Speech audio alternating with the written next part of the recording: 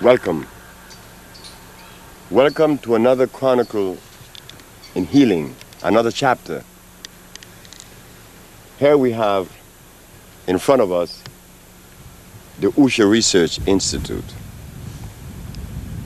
The Usha Research Institute is located on the north coast of Honduras, which is a country in Central America.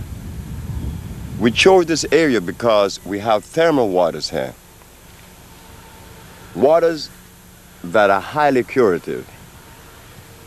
We have also the enjoyment of that backdrop that you see there, which are the mountains that ranges from Guatemala all the way to Nicaragua. It is called, the group of mountains is called In the Name of God, En Nombre de Dios. So we chose this area to bring you this new chapter.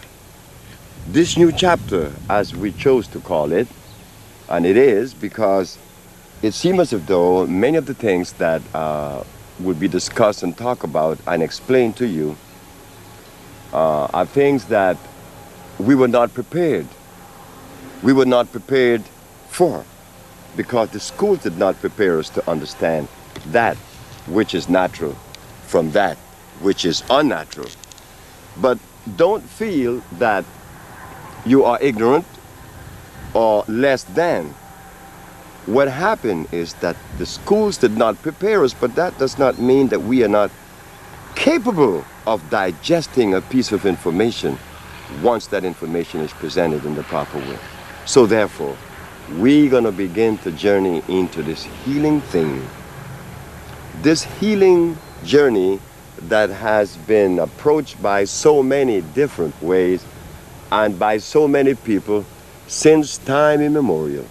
Today, we're going to try to decipher the undecipherable for you, that we could journey on a better footing, understanding what is health, what is healing, and how does the human body interrelate with these things we call plants.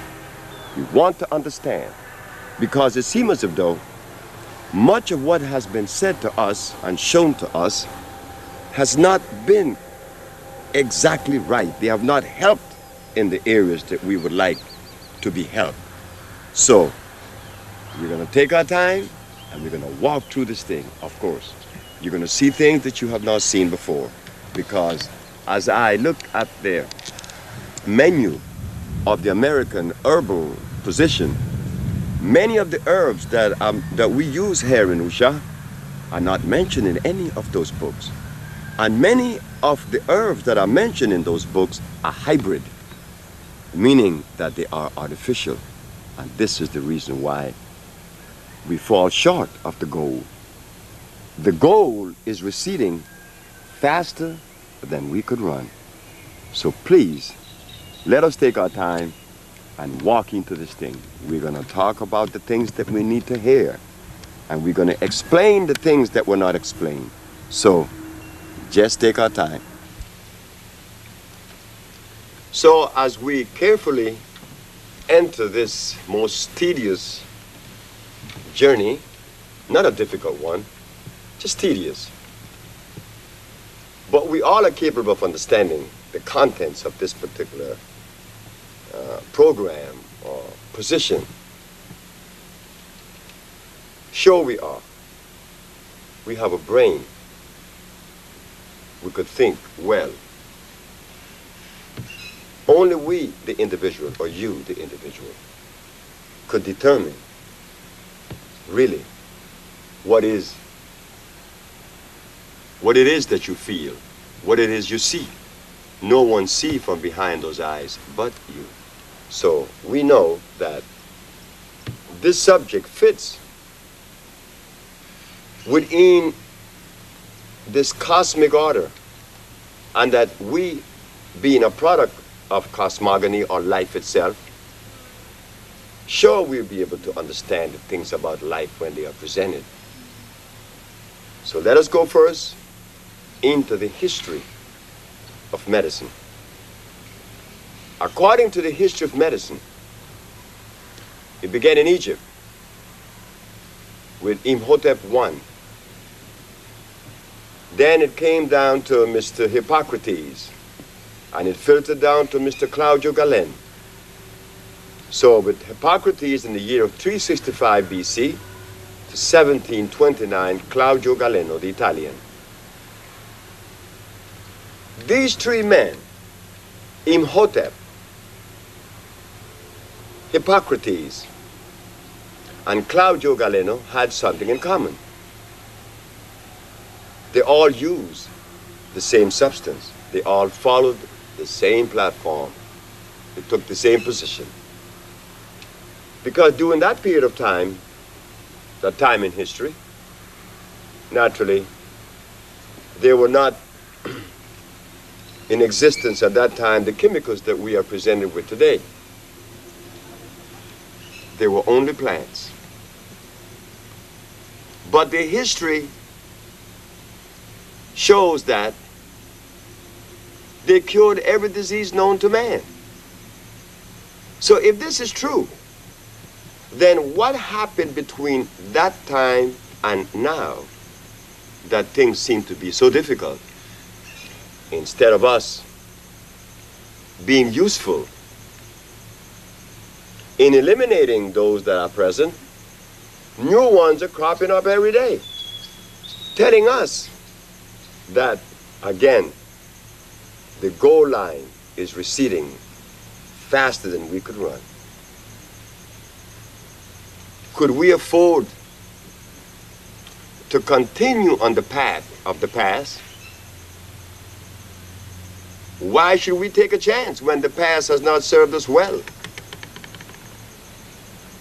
Are we aware of the percentage of elasticity that the body could really admit or even afford? Stretching. How far could we stretch the human body?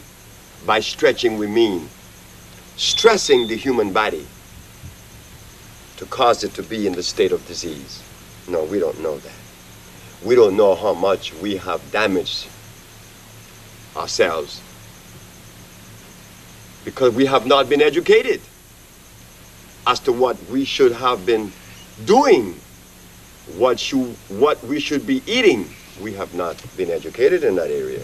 So therefore it becomes very difficult now. But even though difficult, as I said, everything seemed to be easy in deciphering and analyzing once we put into motion that part of us that the philosophers try to deny, the part they call common sense. Common sense tells us that if Hippocrates, Imhotep, and Claudio Galeno, not necessarily in that order, but the three men used herbs and that they were successful in reversing disease, what happened now? Not only have we failed as far as being effective in helping others to relieve themselves of disease, we have compounded and added to it using the herbs that we are using. What do I mean? It seems to be a contradiction. Because if Mr. Imhotep I, Claudio Galeno, and Hippocrates use herbs, and herbalists today are using herbs, why aren't they as successful as Claudio Galeno and the rest? That is the common sense part of it.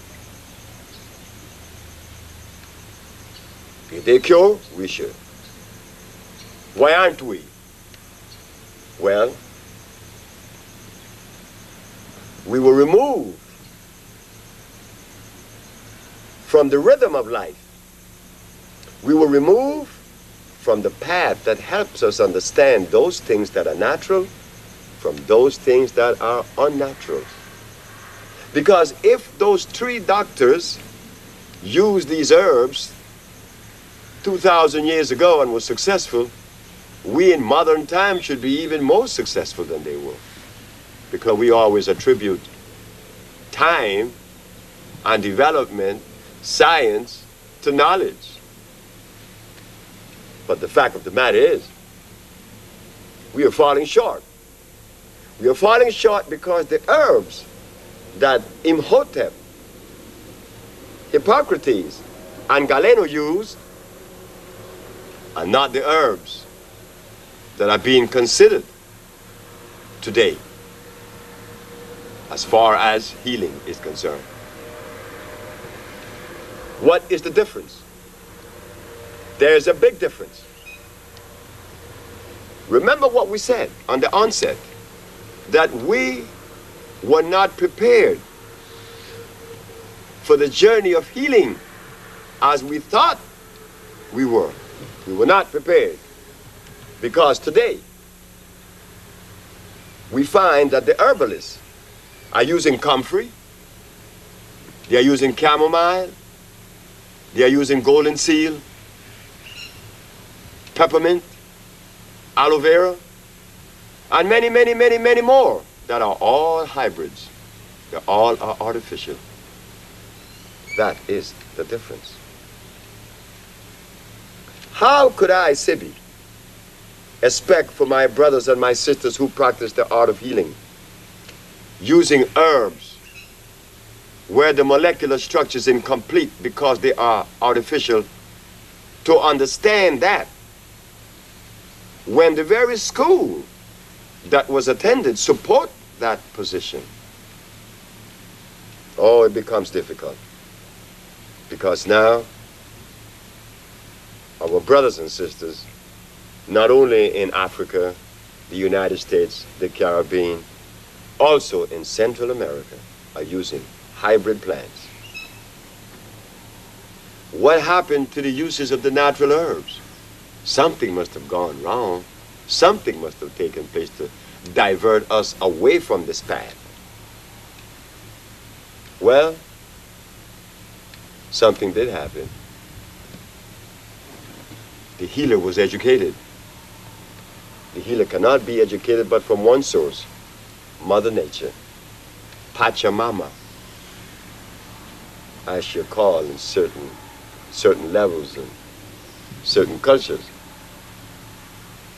Pachamama could only be responsible for educating us in the art of healing, no other entity or philosophy, because all the philosophies have failed. Like, for instance, the philosophy of using comfrey to straighten your bones only adds starch and acid to our system and compound that particular problem. The other is that I could drink wheatgrass juice, carrot juice, beet juice, and receive from that nutrition. That is impossible.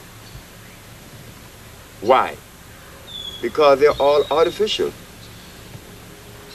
Wheatgrass juice contains sugar and starch, two of the greatest enemies of the human body. But our brothers and our sisters in New York definitely recommend wheatgrass juice with pride. What you mean? This is chlorophyll. I agree with the position of chlorophyll. Chlorophyll is one of the most effective and quickest way to heal the human body. But the chlorophyll would have to come from a natural base, and wheat is not a natural product of life.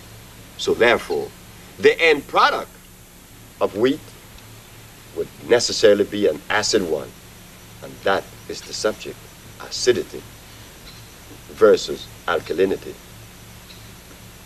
Acidity has but one purpose. Acidity enters the human body to destroy cells, to cause cell erosion.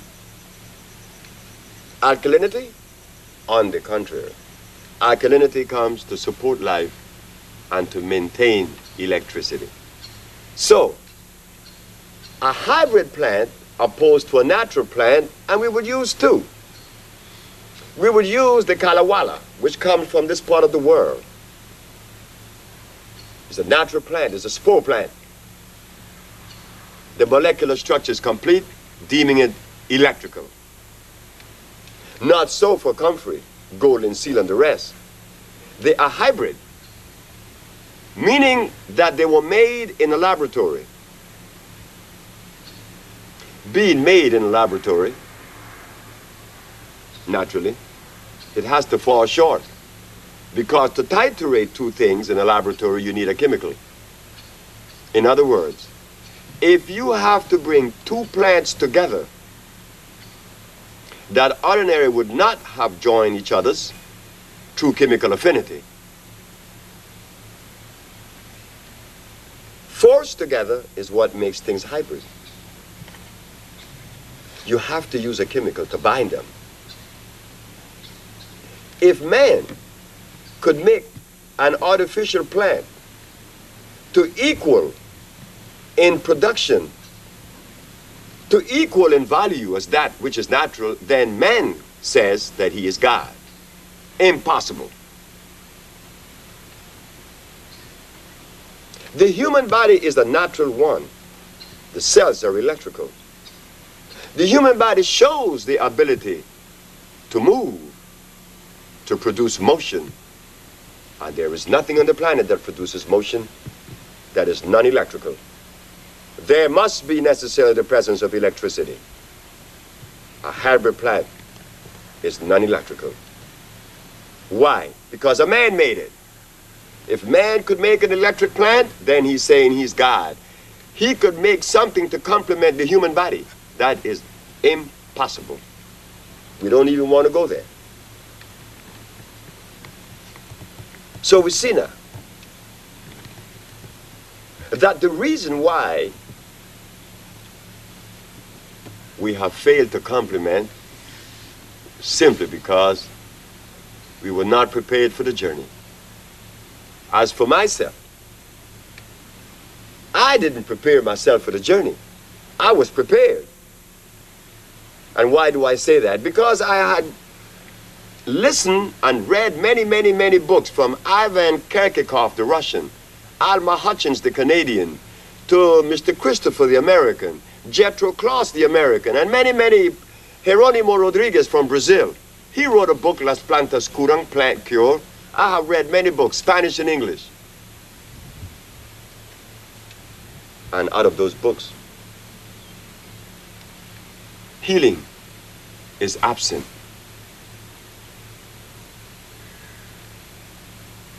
So now, it was necessary for the Usha Research Institute to take the position of common sense. That if Hippocrates cured, Galen cured, then we should cure. In our research, we found that there it were. Our brothers and sisters were not aware that natural plants are electrical.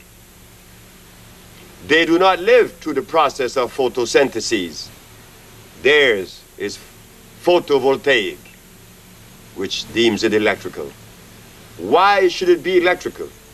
It should be electrical. If the human body is electrical, then the nourishment should also be electrical. But we find today that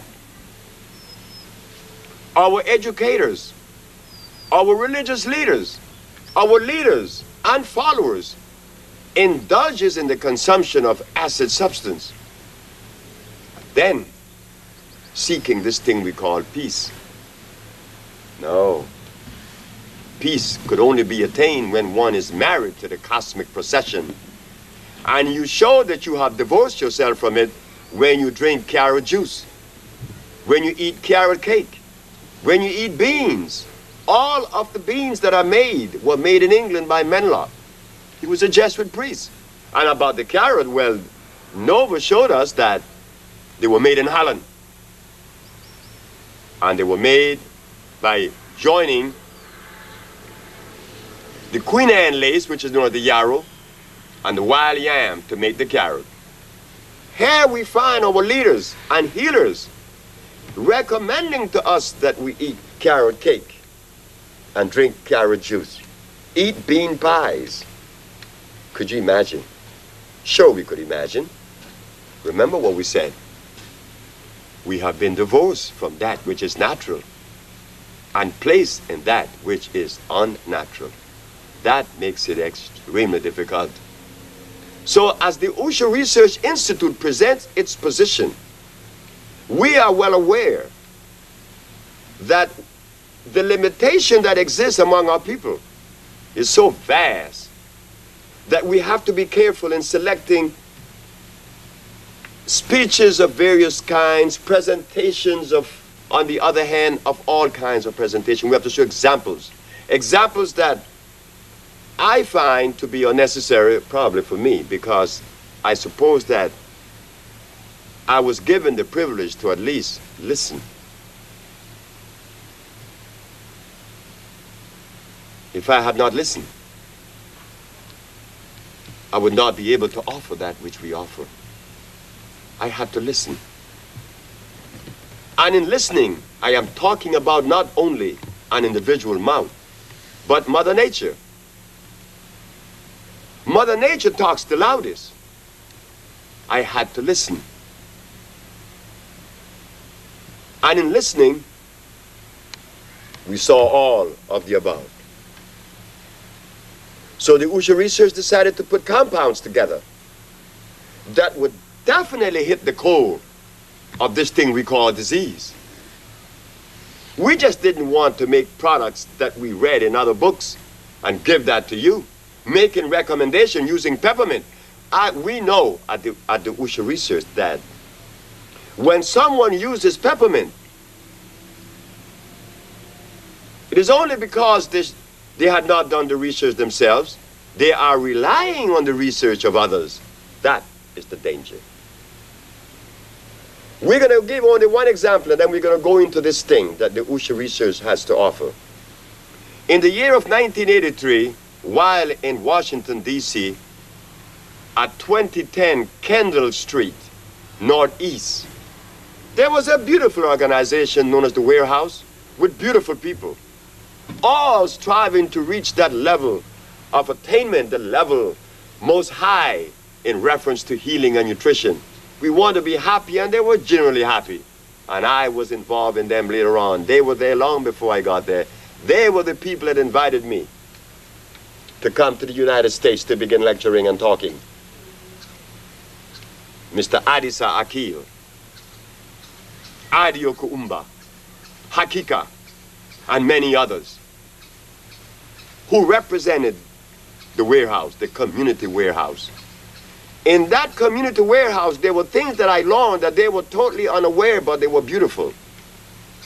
I could not share them because what I saw was different from what they were seeing. And what happened? One day, a gentleman came with a very bad heart problem. So I needed to buy bugleweed to address this problem. I sent Adisa to buy the bugleweed. When Adisa returned, Adisa opened his bag, and I looked at it, and I said, Adisa, where is the bugleweed? He said, this is a bugleweed. I said, no, it's not. So I took a piece of it. I said, this is blue vervain, and I tasted it, you know, to tell the difference. If you learn about herbs via a book, you're in trouble. You're vulnerable. Because you don't know if the research done by those who wrote the book that you read was correct. How would you know? You don't know. So here it was, this lady said that this was bugleweed. I said, take me back to the herb store. This is at St. John Herb Store in Maryland, in Silver Spring.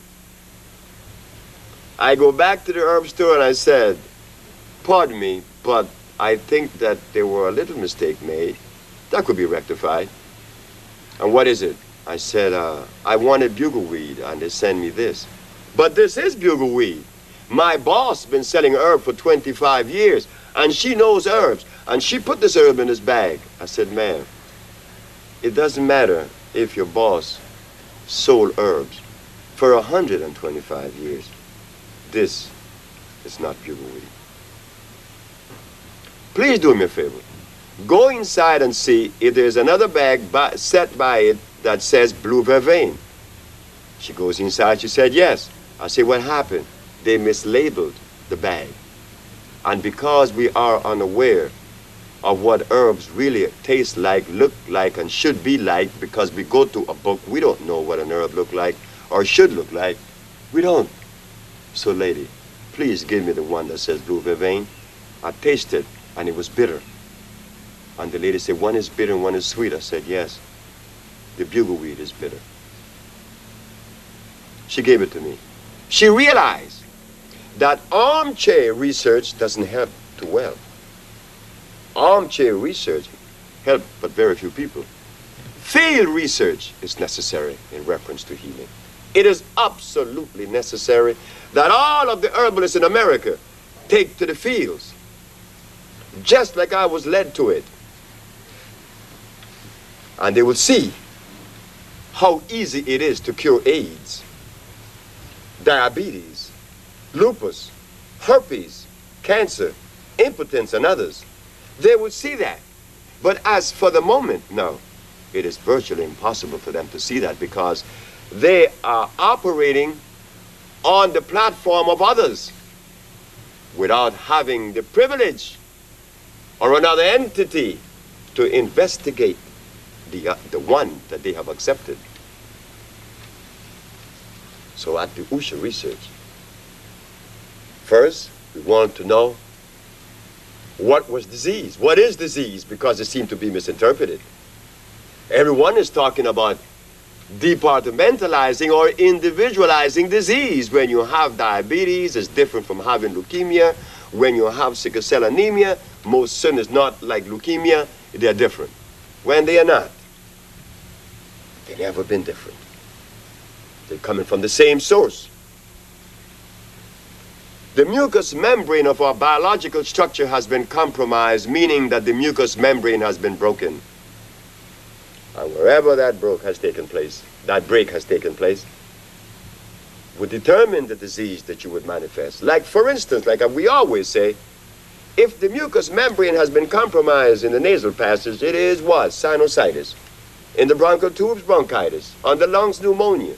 In the pancreas, diabetes. On the brain, schizophrenia, paranoia, or Parkinson's disease, insomnia, depending where the mucus is located. So we took the position,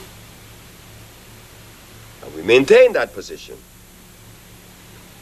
that there is only one disease manifesting in 1,000 different ways, the compromising of the mucous membrane.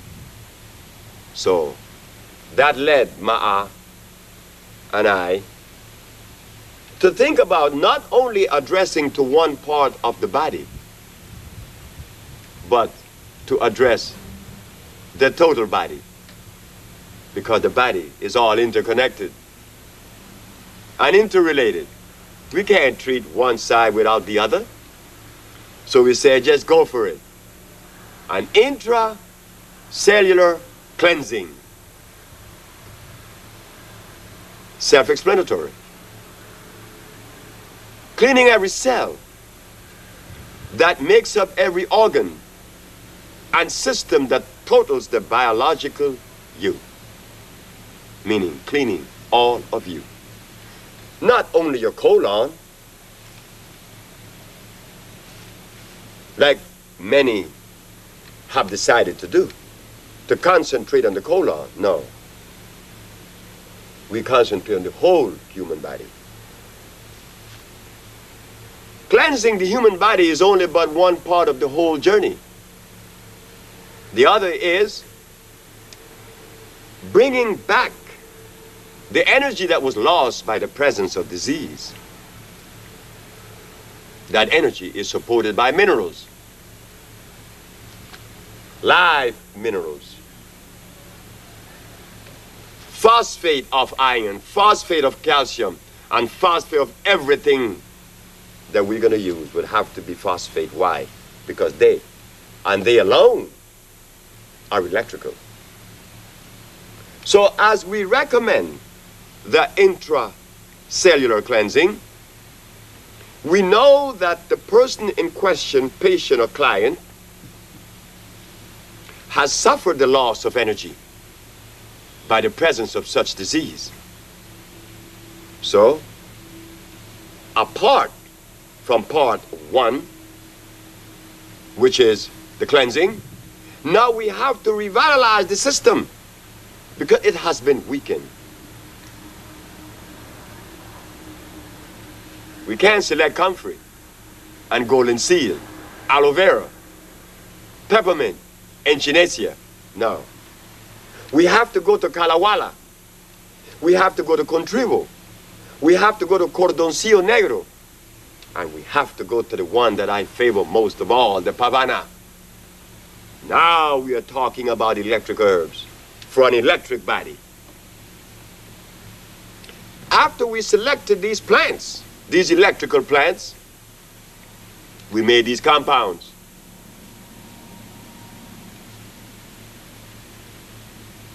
In administering these plants, these compounds, we see that immediately in less than 24 hours our patient is saying, I am already feeling the effect of these medicines or this food. Why? Because they are electrical. So, there is an intracellular cleansing and the revitalizing of the same. So, for those of us to be electrified, we have made and put together the Maya Electra. The Maya Electra guarantees that upon taking the first tablespoon and the first day, you will feel the response. Because you will feel the presence and enjoy the response of the presence of iron phosphate. Why we talk about iron? Because iron is by far the most important of the mineral in the mineral kingdom. That mineral is by far the most important. Why? Because it is electrical. Like the rest, but it has magnet. It's the only magnetic one in the whole ramification of life. Iron. Why iron is so important? Because upon taking iron, we take all other minerals proportionally balanced. So the Maya Electra was put together using 14 of the highest contents of iron in the bowels of Mother Nature, ensuring that you would be electrified. The other we made is the bolo, the fucus, the CC4. These are for therapy.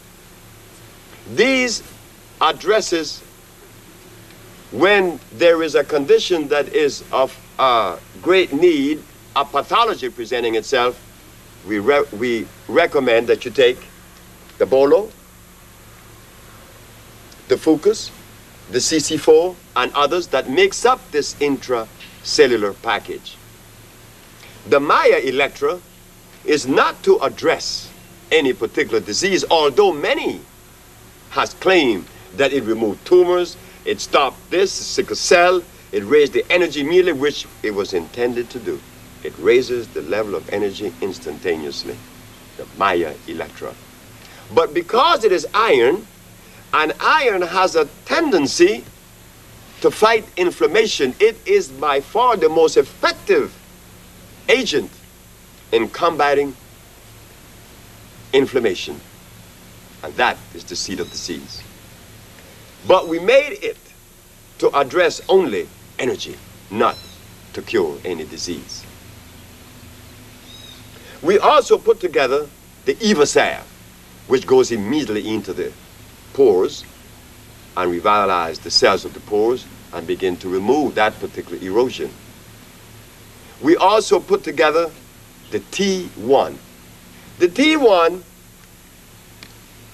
which is the one that is selling more than anything else as far as our product is concerned, the T1 addresses the prostate gland because it is laden with zinc, organic zinc, phosphate of zinc, not zinc oxide. Be very careful when entering a herb store or a health store. Read the label, because as we find in the allopathic chemicals that are very damaging to the system, we find that in the herb stores, others may not be as damaging, but they will clog the system with chalk. When you ingest oxide of zinc, this is exactly what you're doing. But when you ingest phosphate of zinc, you're not. You're now ingesting something that has pre-digested for you by the plants. They are phosphate. The T1 addresses the prostate gland, cleansing and ensuring that one would regain that sexual level that one thinks that's so necessary. As for the female, we find the H1, which is a nutrition that really feeds the reproductive organ and stabilizes the nervous system, addresses this hot and cold flashes. So we have last but not least, the power pack. The power pack goes a little further than the Maya. The power pack seemed to get to areas that the Maya doesn't. The power pack, as it is described, tells you that you will be packed with power. And that also is composed not only of the 14 herbs, but we have 23 herbs in the power pack. Because it has elements in it that is different from the Maya Electra. We added herbs such as the Cime Cotois. We also add the Cordoncillo Negro, like from here, from Honduras. And these herbs have a tendency to go straight to the brain, electrifying the system, adding to it. The Maya Electra being iron, it concentrates in the blood. But the other one, the power pack, addresses not only the blood, but the brain, the electrical system of the body. So we have compounds that are for therapy and compounds to maintain energy. Using that platform that we mentioned, the understanding that if the substance is non-electrical, why should I take it? Why should I permit such a thing to enter my system? Because it would not assimilate. Assimilate, yes, assimilate. Assimilation is necessary. Assimilation only means that your body have accepted it. And the body, like the earth, only accept those things that are electrical and natural. Yes, ladies and gentlemen, brothers and sisters, the earth, if you drop a piece of paper that came from a tree, it would biodegrade. But if you drop a piece of plastic on the surface of Mother Nature, no. She rejects it because it did not come from her laboratory, it came from someone else's. So you see, we have examples all around us. So just keep in mind that the human body, to begin with, is electrical, and that it needs an electric substance to electrify it. That's common sense. You cannot electrify an electric body with dead substance. Now, that doesn't equate.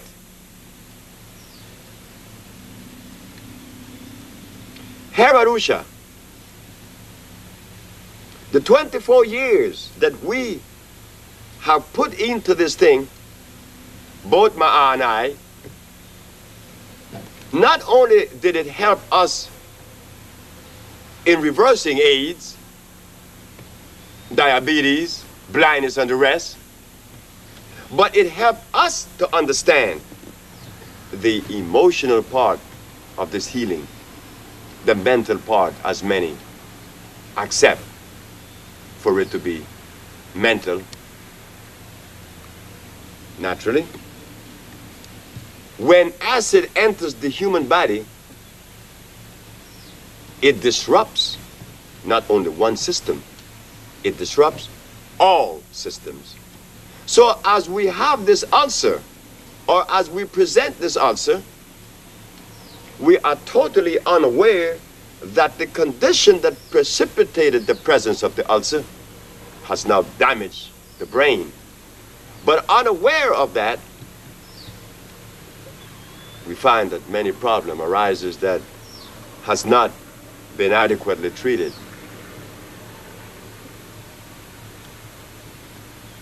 So we are proud to present to you and the rest of the world from Honduras the African biomineral balance.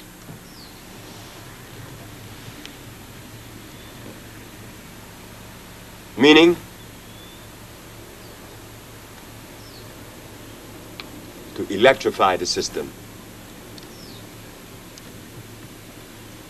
We learn from our ancestors, we learn from our mothers and fathers from the continent, that when it drips in the house, you don't put a bucket to catch the drip. You close the hole in the roof. And it is the dripping in the house that was treated. But it kept on dripping. But if you close the hole in the roof, then you have stopped the drip and placing of the bucket. So in understanding what is the African biomineral balance, it is closing the hole in the roof.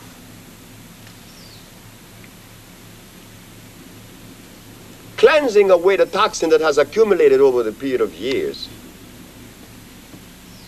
Cleansing it out.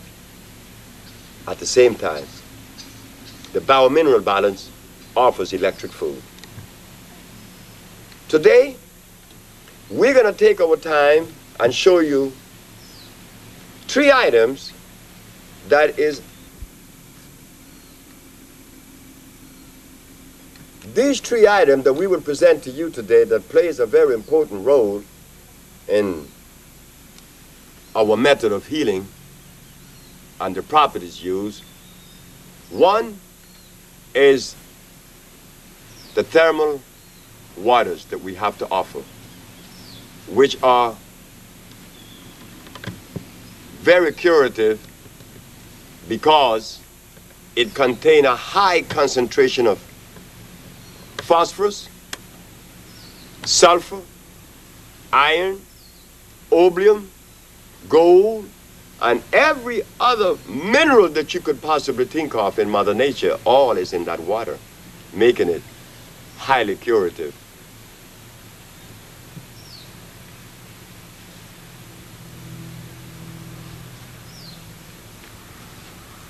The other is the blue vervain. The blue vervain has always been one of my favorite plants in addressing prostatitis and the central nerve system. We will show you the other one, the sauco. The sauco and the berries that we make some of our compounds out of. So we're going to go and take a little walk to show the thermal waters.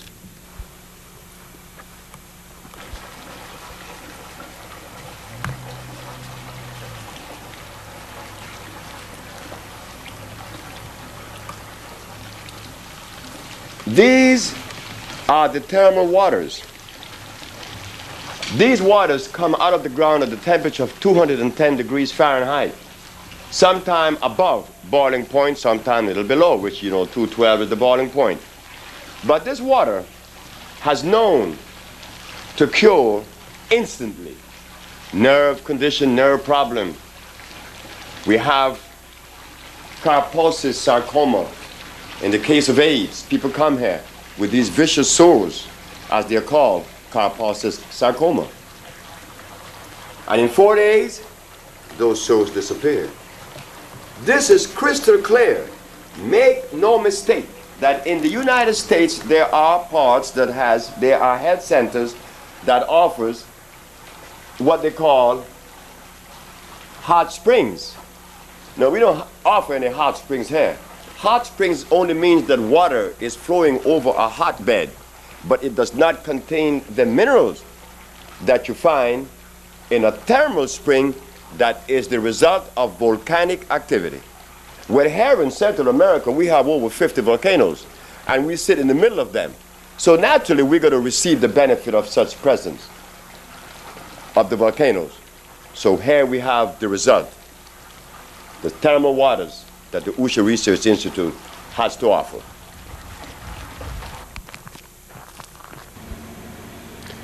Here is a plant in front of us that is known in Central America by the Spanish-speaking Indians. They call him sauco. Sauco is a plant that in the berries we find that the mineral of iron is found.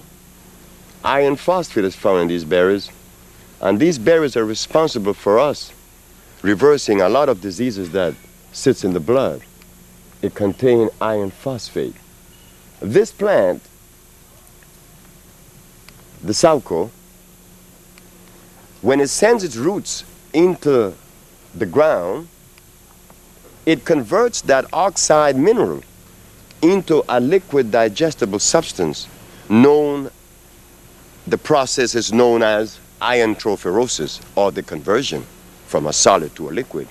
And here Mother Nature has converted iron, which is solid, into a berry for you to enjoy. And over here we find now that the flower,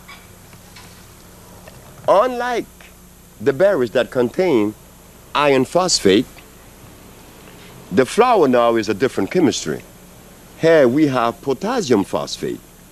When the children here in Central America has fever, rest assured that the mother would come here and ask me to give them some of the flower of the sauco to remove the fever, because it means that inflammation is sitting someplace in the body. And this is extremely effective because of its high content of iron and potassium phosphate, the sauco.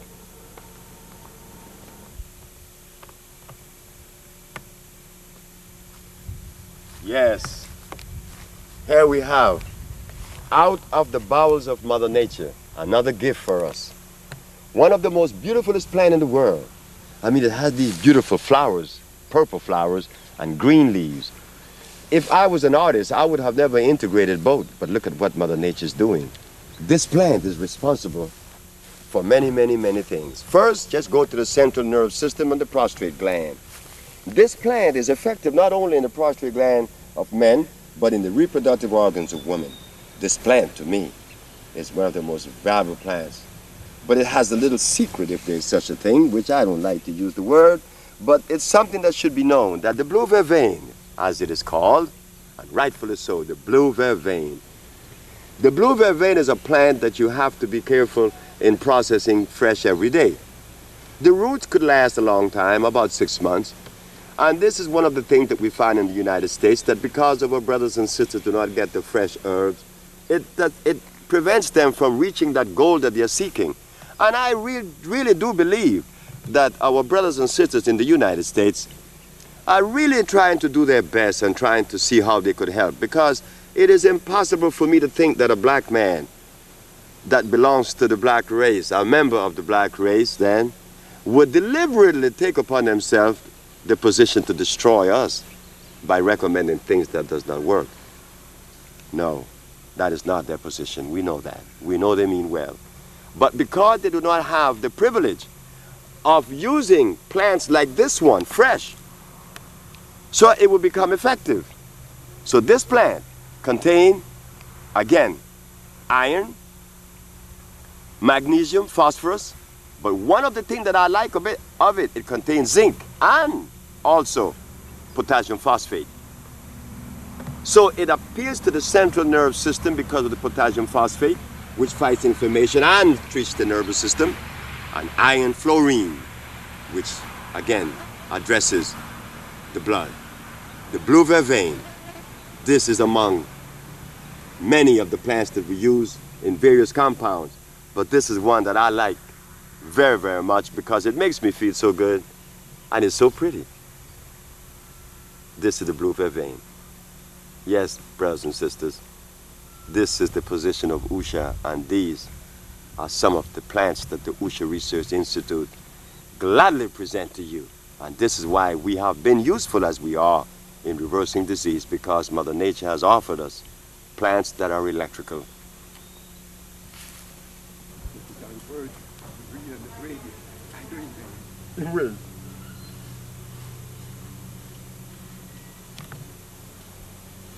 Yes, we are proud to present this part of our operation, designed by Dr. Sebi with the help with Ms. Chandra Washington. This was designed approximately 12 years ago. Chandra and I sit in Washington, D.C. and thought about this, and here it is. And it gives me pride to say that a sister was the one that really did the better part of it. Not only in designing it, but then to maintain it and to make it what it is. Another sister by the name of Ma'a, assisted by Judy, assisted by Betsy, Elizabeth Volant, and assisted by Annette Thomas, and many, many others. Marjorie, all of them contributed to the presence of this particular place because they all work at Usha to make it an institute that could express itself on a level that the public would appreciate. So we are proud to show this part of our operation, the little village of Usha, designed on an African base.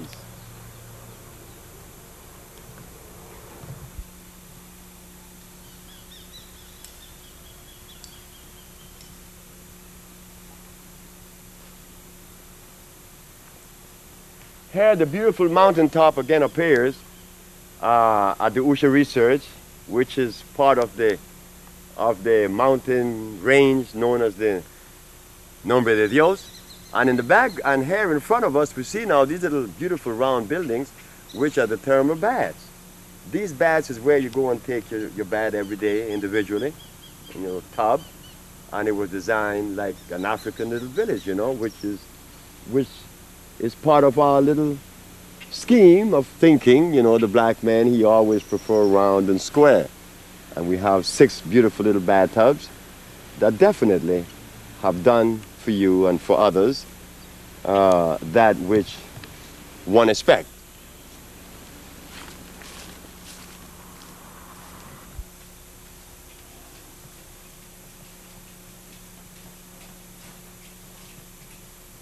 These are the interior, one of the interior of the thermal baths. If you notice it, they're made on a half moon structure. You know, we split the circle in half and you get a half moon.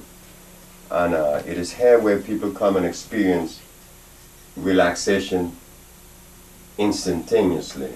Stress leaves once you enter this water, because the presence of the minerals plus the pH being a pH of 8.8, which is one of the highest attainable pH on the hydrogen ion concentration scale.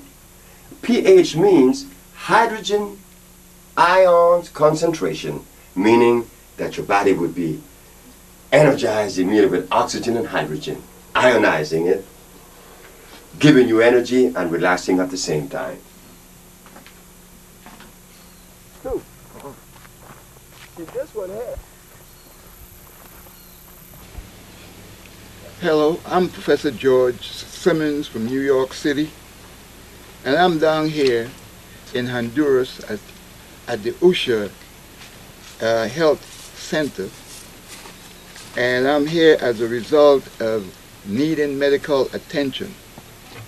I would like to say to you, the viewing audience, that for 20 years I have been taking medication from the hospitals, from the clinics, for my treatment of sugar diabetes. I came here at Usha on the 17th of September. 2 days after arriving here, handicapped by various illnesses, prostate cancer being the chief evil, I came here with a walking cane, bent over.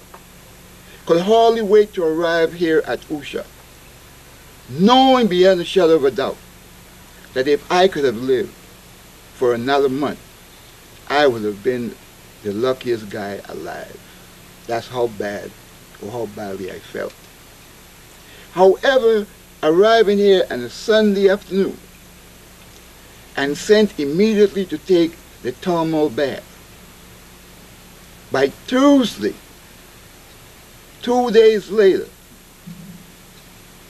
I was able to put the walking cane down, and I felt literally 100% better than the 2 days earlier when I arrived here. The diabetes had me to a point where my skin that was covering my penis, private part, was beginning to close. My penis was literally constantly running, couldn't stop. And 1 week, the following Sunday after I got here, I could remove the skin, the covering of my penis back, which I could not have done before.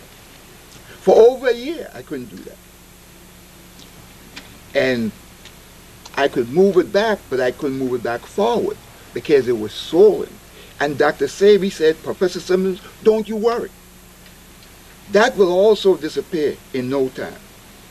Well, I am a living proof that in 2 weeks after my arrival here, everything that he told me came to pass. The constant running ceased. The swelling of the outer covering of the penis was reduced, where the movement of covering and uncovering of the penis itself became a routine thing, and still is. My blood sugar count was as high as 352.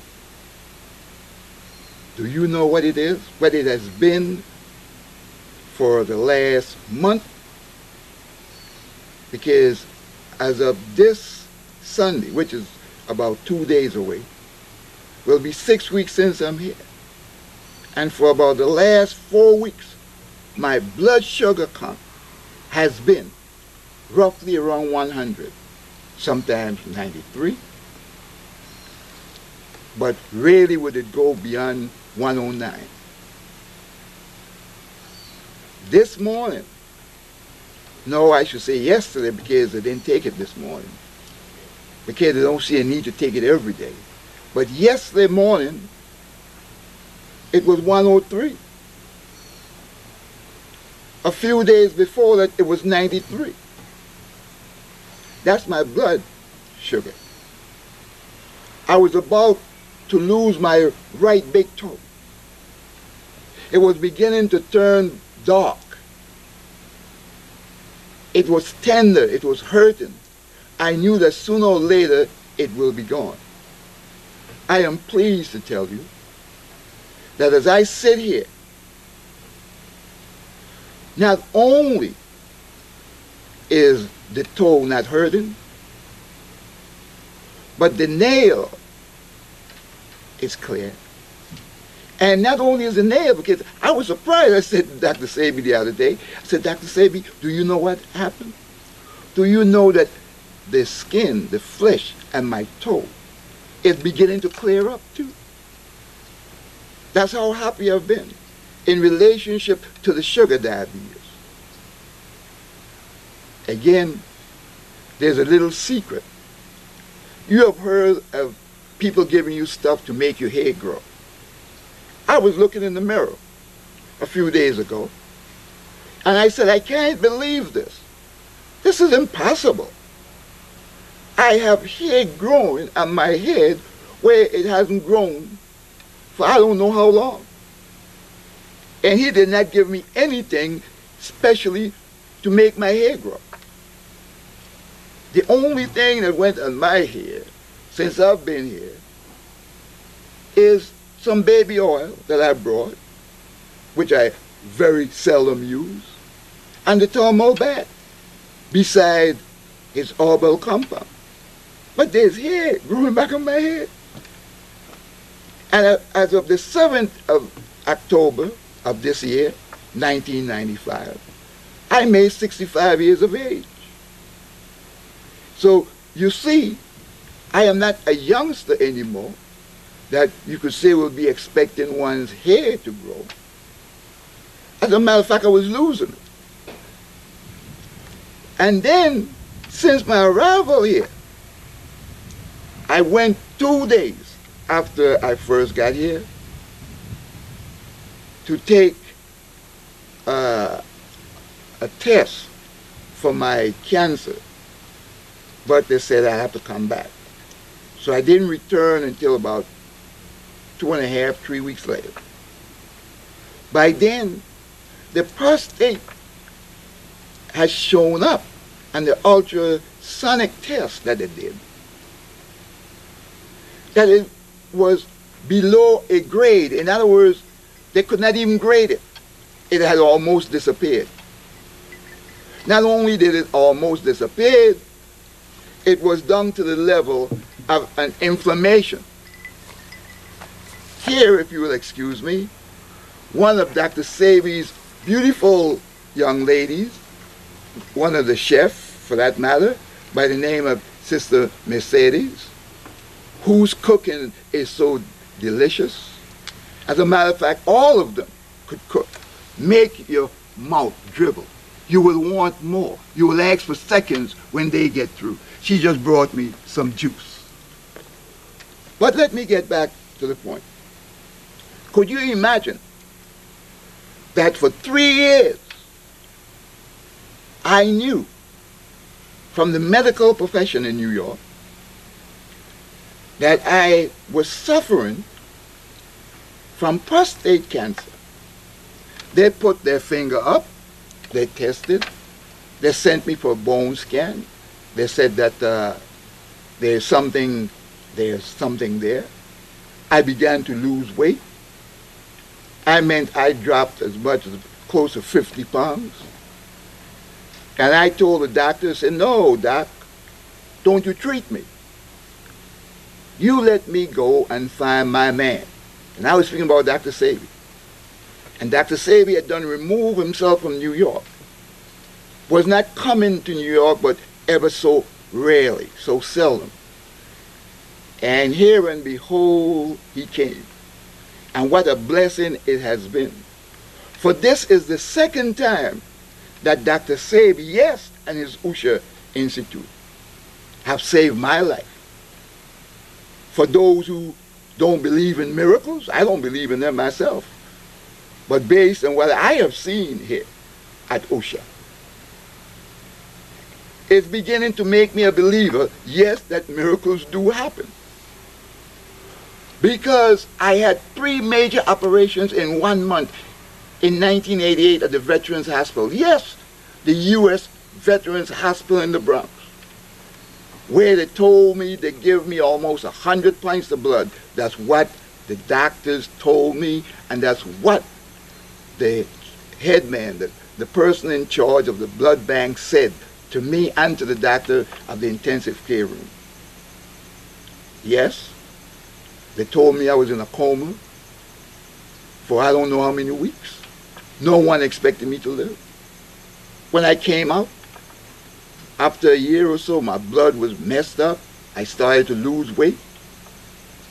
Yes, you're looking at someone who they said might have had hepatitis C. At the time, they said they had no test for it, and possibly it could have been AIDS because of the result of all the blood that I got. Do you know what the doctors told me at the VA? They said, Professor Simmons, we have no cure. I went to Dr. Barbara Justice, yes, Dr. Barbara Justice, a very good friend of mine, for a second opinion. She too told me there's no cure, there's no solution. If this doesn't work out by itself, well, that's it. I went to Dr. Sebi. At the time, he had an Usha Institute place in New York City, in Brooklyn. And when I spoke to Dr. Sebi and told him my condition, he said this. He said, I don't care what the medical profession say. I don't care, Professor Simmons, what you have. I don't care whether it's hepatitis this or AIDS or whatever as a result of your operation. I cure AIDS and all that stuff right here. I've been doing it irrespective of what the medical profession says.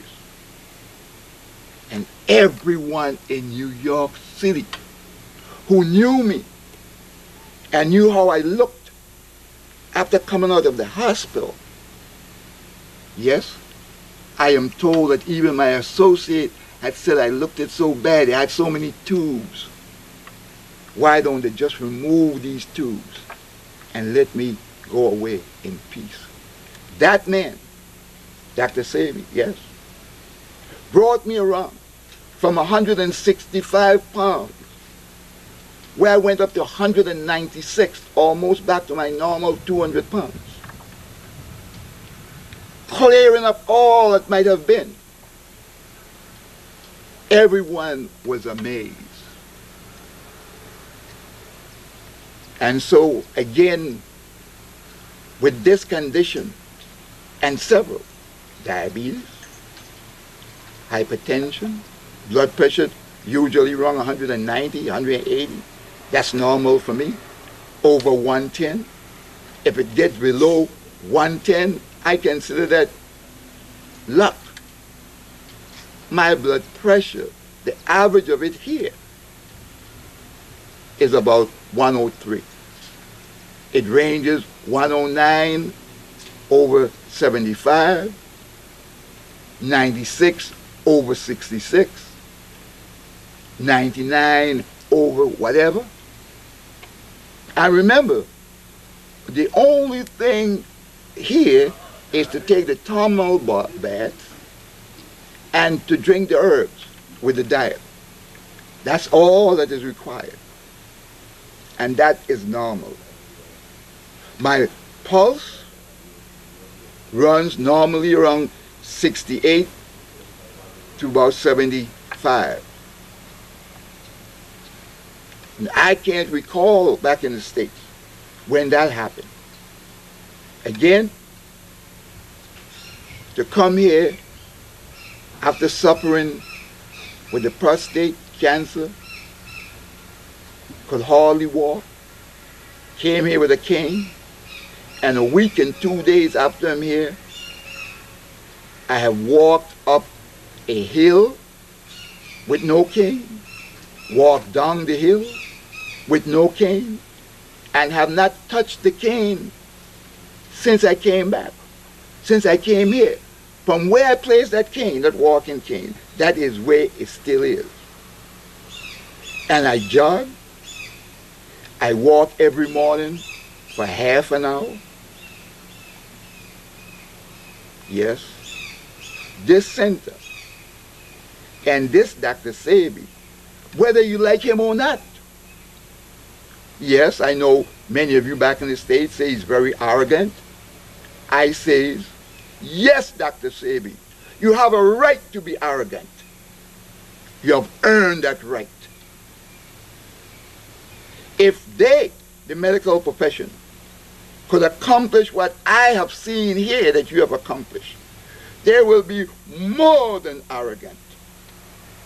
And for you to share your love, your knowledge, your expertise with your people, and they ignore you.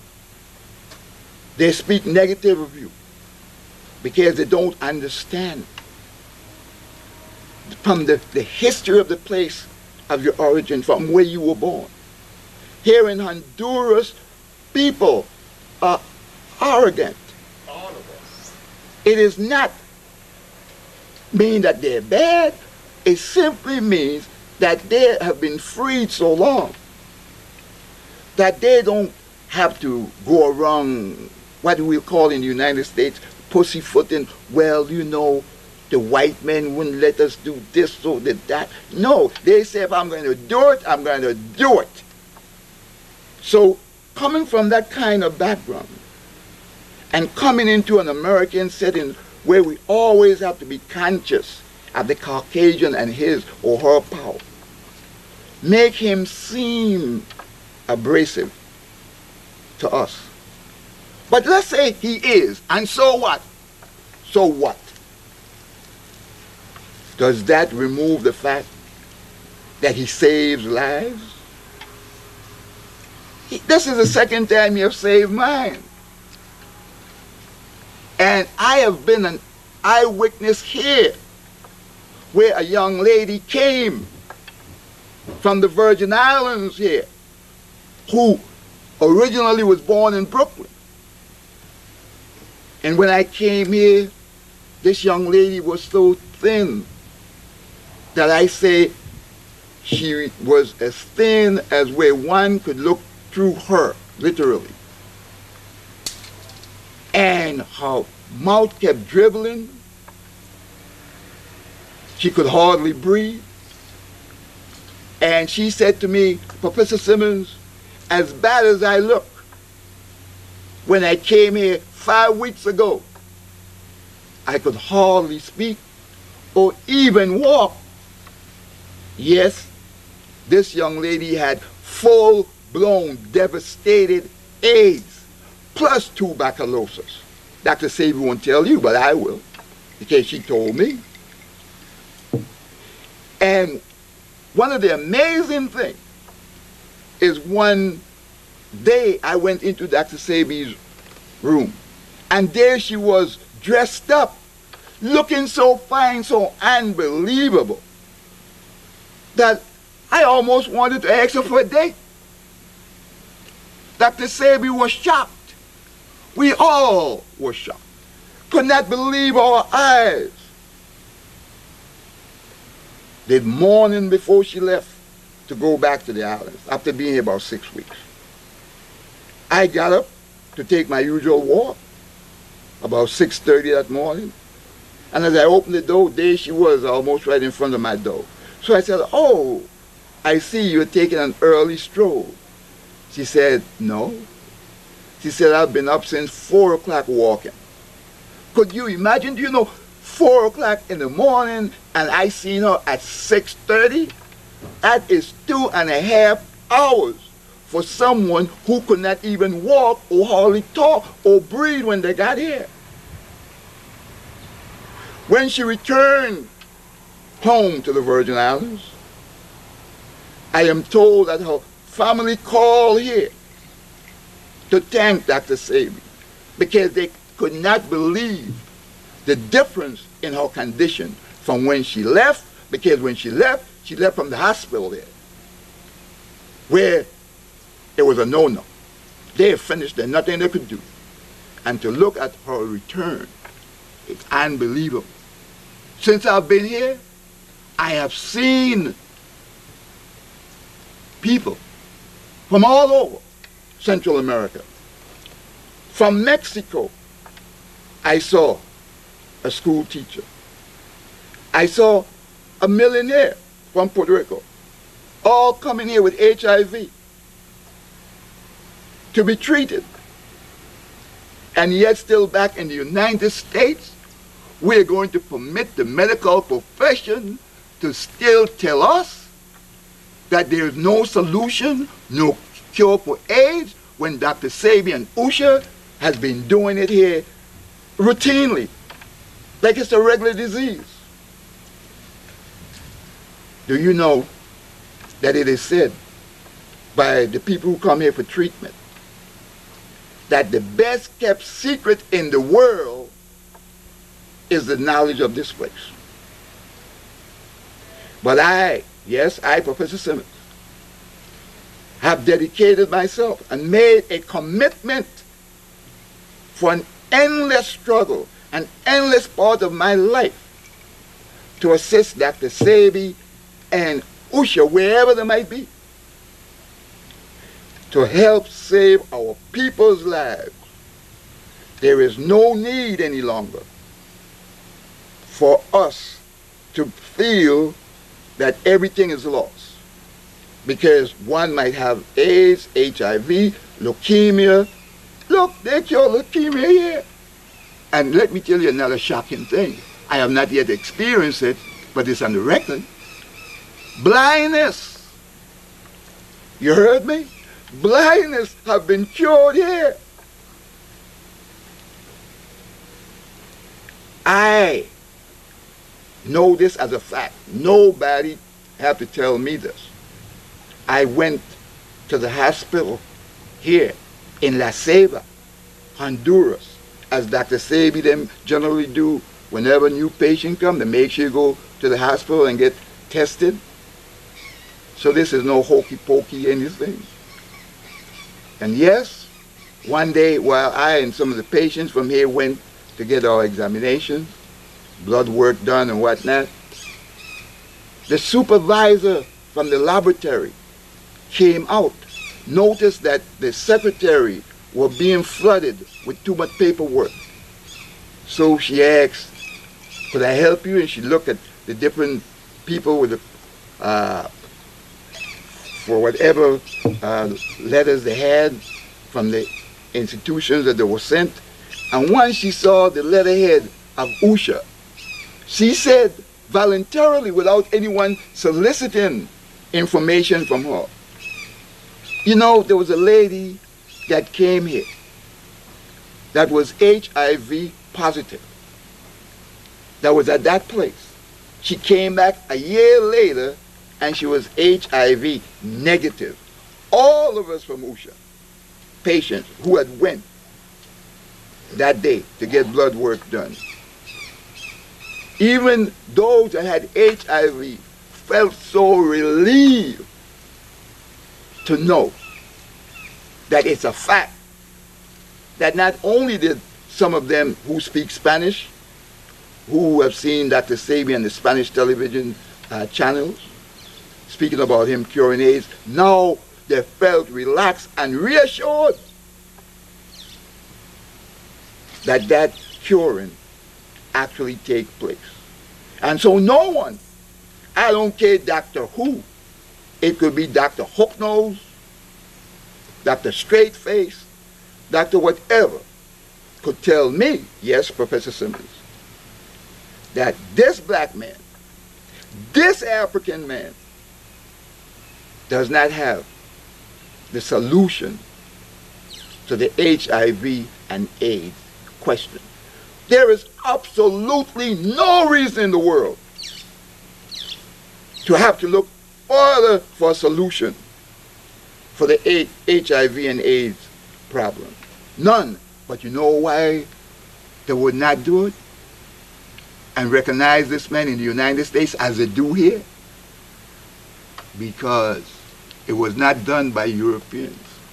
Japanese come here and want to buy this institution.